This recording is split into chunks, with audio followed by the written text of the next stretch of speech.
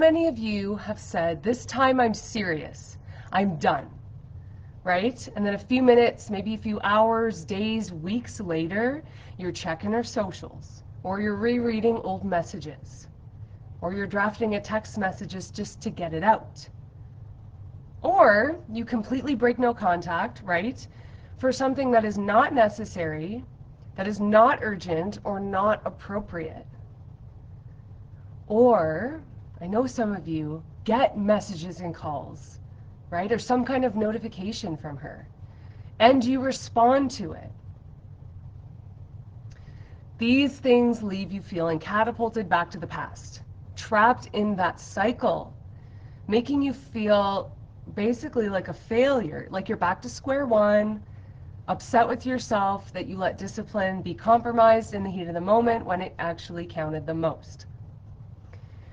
If any of these feel relatable, throw a 1 in the chat, okay? You make the difficult choice to go no contact. You know it's going to be the thing that helps you move forward without all the weight of the past, right? You fight off the urges to reach out, but a particularly strong one comes up and your willpower breaks down. You give in and you're back into the cycle. How many of you guys, I mean, I can throw 1 in the chat. That's me. That was me. John says 1, Steve says 1, right? You guys get it.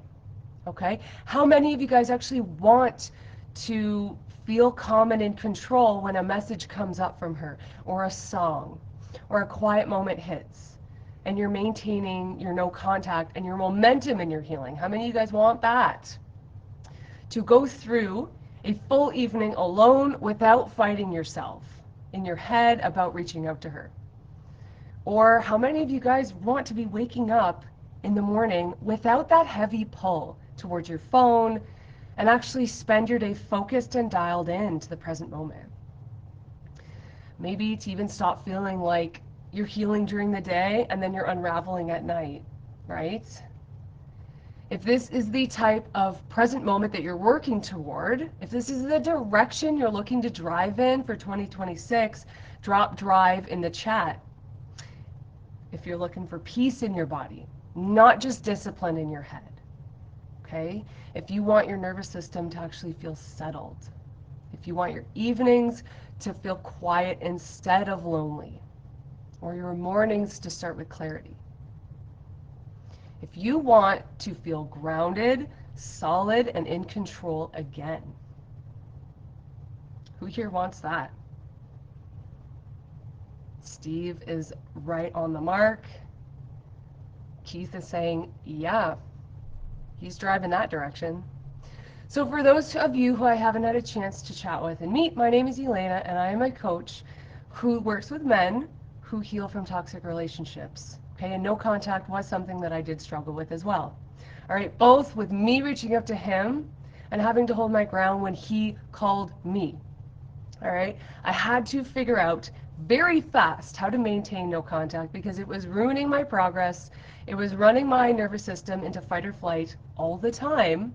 And it was causing me to fall back into almost getting back together with him numerous times. I know many of you relate to that, right? Once I cracked the code on what actually it takes to maintain no contact and not just start and stop, you know, I didn't rely on willpower anymore. I actually knew exactly what to do when the urge hit, and I implemented it again and again and again, and that is when I got my control back. Okay? Control over my attention, but also my decisions. Right? It actually stopped me from really expecting him to change and putting my energy into him, and I actually started putting energy into myself, which was where it actually mattered. So tonight I'm going to be walking you through the 3 steps that actually crack the no contact code for me. All right? But before we get there, I just want to make sure that you are actually with me tonight. Or tonight, it's the daytime for me. Some of you guys, it's tonight. So type a 3 in the chat if you want to stay no contact this time, right? Not just for a few days, not when the loneliness hits, but actually when the memories show up too. even when part of you wants to reach out. Okay, because if you are tired of no contact before and couldn't maintain it, it's really not a discipline problem. We're going to talk about that, okay? I'm seeing threes. That's perfect. You guys are ready to go. So let's just talk about the problem first. That's my flavor. We have to talk about what the issue is before we actually get into it. So really quickly, most guys are not failing at no contact because they do not want it badly enough, right? Okay, people are not failing at no contact because she was the one. And they don't break no contact because leaving was a mistake, right? So why are we breaking no contact? It's because your nervous system wants that familiarity, even when your logic knows better. Okay? I've broken no contact before too, right? I'm not perfect. And it was not because I wanted to go back into the abuse. It was because the nights got really quiet and the loneliness crept in, and my nervous system wanted relief from that discomfort. Logically, I knew reaching out was not going to be good. But physiologically, my body just wanted the feeling to stop. That is the real pain point, guys. Okay, it's not that no contact is we're failing at that because we're weak. It fails because your body reaches for what it feels familiar with fast. Okay? So it's not about if I was stronger, this would be easier, or if I was healed, I wouldn't miss her. It is not about once the urge hits, it's already too late. I'm screwed. Okay? None of that is true because this is not a willpower issue. It's trying to use discipline to fight a nervous system response. So you don't reach out to her because you miss her. You reach out to her because your body wants that relief. And she is the most familiar source of that relief. So once you see that, the solution becomes very clear. Okay, so today we're going to talk about that three-step system that I used even when I was not strong, even when I was not healed. Okay, this is not about being perfect. It's about being prepared, really. Because when you work with your nervous system instead of against it, this no contact stuff is going to stop feeling like punishment for you, and it's going to start feeling like control. So if you are ready, type ready in the chat, and we'll get started. Steve is ready. John, ready. Perfect. All right, let's get going.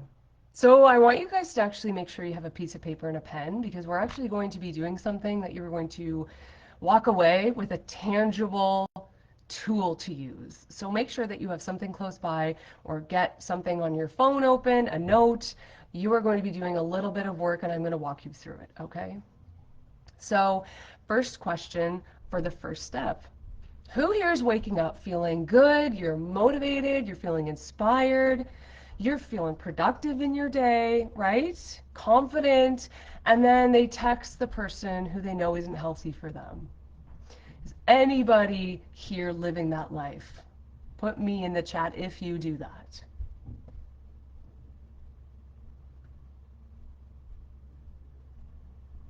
I didn't think so, right? None of you guys are doing this. Okay, and if you do, we need to have a conversation about that really quick. I never broke contact randomly on a good day. Okay, I broke it when the same conditions kept showing up over and over again. So before no contact actually fails, there's always a predictable moment. All right, so this first step for me was about removing that surprise. I needed to know when urges would hit so I wouldn't get caught off guard. Because no contact does get easier when you actually can identify very clearly the moment where you want to give in and reach out. So let's think for a minute. What are your no contact triggers? What situations, feelings, or combination of these things tend to make you reach out? or when you feel like you want to? What are some common triggers for you guys? Now, it's really important that we actually identify these because that'll help us anticipate. So common triggers that I've heard are late nights, right? Being alone after a long day, maybe a certain song or a certain location or a time of day or time of year, feeling rejected or bored or lonely was some of the triggers that guys have mentioned to me. So here is the exercise that I want you to do. Write down step 1 on your paper, okay? And think back to the last time that you broke no contact. And answer this honestly and write it down under step 1 for your answer. What time of day was it? Where were you at the time? And what were you feeling right before the urge hit? What were you doing in that moment? Drop one trigger you've noticed in the chat, because I bet most of you feel these same triggers whenever the circumstances show up. You guys are more alike than you are different, okay? And actually, Nick mentioned to me about gaslighting in the comment section on one of my posts. So I wanted to bring that up because this is destructive and manipulative communication. And that can be a massive trigger for people to want to retaliate, to want to explain how they're incorrect, right? It can make you engage back or even more than absolutely necessary, because I know some of you guys have to have communication to a degree, right? What are some of your triggers? John says songs. Yeah, I could relate to that. That was true for me too. Yeah, Jim says missing when he misses his kids. That makes sense. So the payoff, guys, when you can anticipate that moment, you stop thinking something is wrong with you when it shows up. And you just start seeing it as a pattern. It's not a personal failure. Something that we should expect. Okay? So moving on to step 2. An urge shows up and you are now fully anticipating it. Now what do we do? All right? Most guys are thinking that they have to think their way through it or reason with themselves, talk themselves out of it, or wait it out, right? This is not going to work because the urge is a physical urge, not a logical urge, right? You physically want to reach out by phone or text message or driving to her place or maybe walking into the room that she's in if she's nearby. But logically, you already know you shouldn't do that. So the solution becomes very simple, right? Redirect the physical energy into something productive and purposeful. Because this is not a thinking problem. It is a movement problem. Okay, you're not going to think your way out of this. You're going to move your way through it. And most guys miss this. Because when the urge hits, your nervous system is already activated, right? This is not the moment to decide what to do. That is how you end up frozen, or reaching out, or making poor choices. What has worked for me was this. I decided ahead of time exactly what my energy would go to before the urge showed up. So when that trigger hit, because it was going to, and I was not scrambling anymore, I was not debating, I was not negotiating with myself, I already had a direction. Okay, so do this part with me now. Write on your paper step 2. And underneath it, I want you to write one physical action that you will commit to when the urge actually hits. You don't have to write 5. It does not need to be a long list. We want 1. Some examples, because I know it's kind of hard to pick one. There's so many options. Use something that uses your body, right? And it maybe takes about 2 to 10 minutes. So this pulling you away from your phone, away from the thing that will facilitate you to break no contact. Now hit it in the chat if you've thought of anything right now. What actions are you committing to? In the past, some guys have said, like, I'm going to go outside, I'm going to take a fast walk around the block. which is pretty accessible most of the time, right? Walking, you have your legs all the time. Somebody really liked the idea of like doing 20 of some kind of exercise, 20 push-ups, 20 pull-ups, 20 squats. Like you always have your body with you, so this is completely accessible. Cold water on the face actually is what one guy really liked because it activates your nervous system in a healthy way. And he found that was just a really good shock to the system. Maybe it's completing a task on your garage or shed to-do list. Like get yourself busy. Grabbing something heavy and holding it, right? This is going to become your default response. You don't have to think, you don't have to negotiate, you don't have to delay. The urge hits and you go to move and get it done. You guys got some good ideas. Workout, perfect. I challenge you, John, to be more specific with that. If you can get very uber specific about what workout you're going to do for how long and how many reps, that is beautiful. Gym, love it. Walking, same thing. Where are you guys walking? How long? You know, get very specific so there's no thinking involved. That's phenomenal. So that is one decision made in advance. And it's what's going to keep you in control when the emotions are spiking and running wild. Okay? So that is step 2. And then step 3, this is a step that most people skip, and it's why no contact keeps feeling difficult. All right? If you anticipate the trigger, you redirect your energy and the urge passes, that's great. But then you move on like nothing happened. No recognition, no reinforcement, no signal to your nervous system that you just won. But your brain learns through completion and reward. We are human beings and we like rewards. So if you don't mark the win, your system is not going to register. That actually worked. Do that again. So step 3 really is about locking it in. All right? It's not about hyping yourself up. It's not about ego. It's about acknowledging something that worked. So when you don't reach out, especially when you wanted to, that is actually a rep. It's a repetition earned. It's not an accident. So do this part with me now. On your paper, write step 3, and then under it, finish this sentence. I felt the urge. I moved my body. I didn't reach out. And that means blank. Fill in the blank. Don't put something fluffy and garbage in there. Put something factual. For example, I can tolerate discomfort. It means that I don't have to act on every feeling, right? I didn't reach out, and that means that I kept my word to myself. It means that I'm rebuilding self-trust. So now drop one word in the chat that describes how you would feel after you don't reach out. How would you feel? Would you feel steady or calm? Maybe you'd feel like grounded or proud?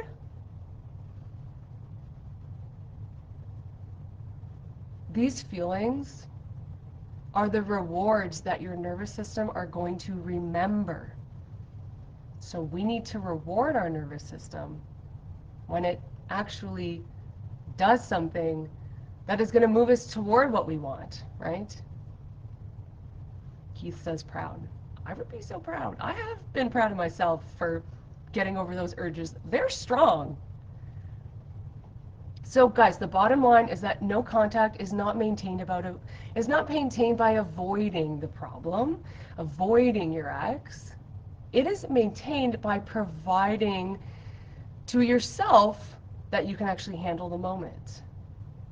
Anticipate it, redirect it, and then mark that as a win. That is how you're going to stop fighting yourself. And you're actually going to start leading yourself. Okay? So guys, be honest with yourselves right now. How many of you already knew that you shouldn't reach out, but you still do anyways? Okay? Information is not the problem. You already know better. The real challenge is keeping your logical brain in the driver's seat when the emotion hits. Okay, when the nights get quiet, when the memories are spiking, when your nervous system is screaming for what is going to feel familiar. That is where most people break that no contact. They fall back into cycles because they are trying to do this alone, in real time, under pressure. And I've been there. I didn't succeed alone either. It's wildly difficult. I actually had to recognize the importance of accountability and of having somebody who could see my blind spots, who could hold the line when I felt shaky, and keep me anchored to the decisions I already knew were the right ones. Okay, and that is what created the lasting long-term change in my life. So if you are done relying on willpower alone, and if you're ready to finally hold no contact, even when it is very difficult, and stop restarting over and over and over again, just send me a message with the word contact, and we will break down what's actually like tripping you up in this. And I'll show you how to stay in control, trust yourself, and move forward for good. So my hope is that you are leaving today having a clear mind, a concrete plan, and a strong sense of self-respect. So comment value in the chat if you guys found this helpful. And if you're watching the replay, let me know. Drop a replay so I know and I see you. And I will see you guys in the next training. But just remember until then, no contact is not about a loss. It's about taking back your power. Okay? All right, we'll see you guys next time.